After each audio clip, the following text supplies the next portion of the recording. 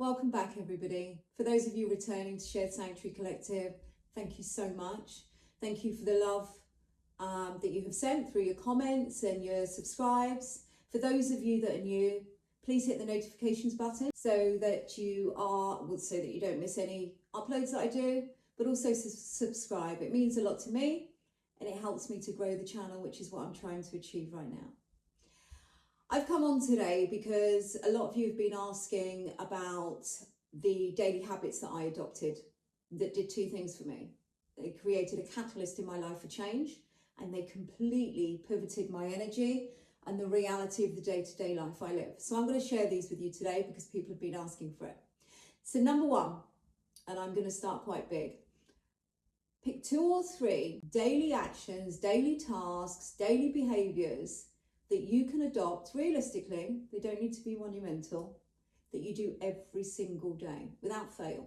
Come rain or shine, no excuses, no distractions, no allowances, and they could be anything, but they need to be things that typically would nurture you in some way, nurture you mentally, physically, soulfully, spiritually, whatever it might be.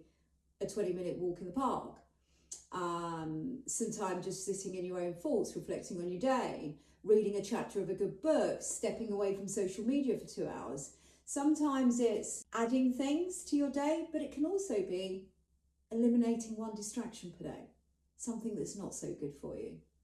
Pick 2 and do those every single day, and watch how good you start to feel about yourself and how your perspective, your energy shift, and how things feel more balanced. And you'll feel great about yourself because you set yourself a task and you're achieving it. And very quickly, those daily habits become not so much habits, but just things that you've made space and structure for in your life. Number 2, start before you feel ready. We all have those things that have been niggling at us inside or in our heads, things we've wanted to do. You don't need to feel ready. There's this misconception that motivation creates momentum. It's actually the other way around. Momentum creates motivation. Once you start, that momentum and motivation will come because you'll start seeing results or feeling energy or whatever it might be. You'll start to recognize those shifts, and that actually builds motivation. You want to keep going. 3, do the thing.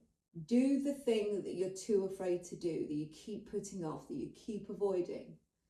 I get it. I was too afraid to do this 2 years ago.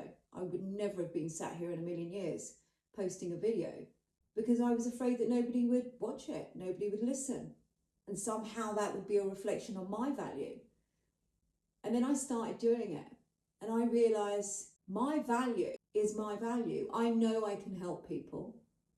I'm privileged enough to be doing it most days, not as much as I'd like to do, that's why I'm here. But I've helped myself, I help other people, and I know my value's there. People watch my videos, that's amazing. That's what I want. But if it doesn't happen, I'm proud of myself for doing what I'm doing, having belief in myself, and keep going. Do the thing you're afraid to do. Most often, it's fearful in our head and less so when we do it. 4, become the person you want to be. Now that sounds a little bit back to front. What I mean is adopt the daily behavior of the person that when you visualize the life that you want, that person would be doing. Would they be staying in bed till 11 o'clock of a day? Or would they be up at 6 and going out and, I don't know, going for that walk in nature to set the tone for the day? Would they be putting themselves first and making decisions that are good for them? Visualize the life that you want. Visualize the person living it, your future self, your higher self, and try and adopt some of those behaviors today that person in the future would be living. Watch your energy shift. The 2 last ones are really, really important. So the first one is check in daily. Okay, what did I do well today? What did I avoid today? What can I change for tomorrow? It's really important that we don't hold ourselves to unrealistic and high-pressured standards. Doing your best is enough. And if you fall short, reset.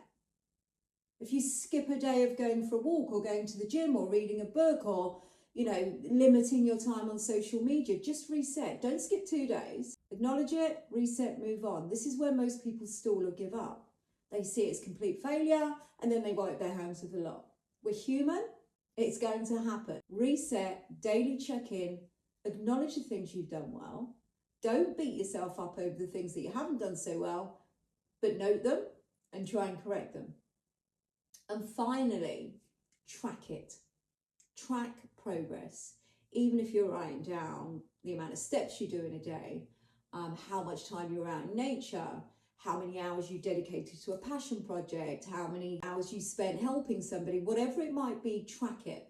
It allows for you to see something visually that's tangible, that to some people might feel just like vague progress without doing that. Write it down, see it, speak it to yourself. Track your progress is what will keep you going. Thank you for being here. Like I said, subscribe, hit the notifications button. A like would be amazing. I'm starting out and your support is greatly appreciated. Until next time, look after yourself and I'll see you soon.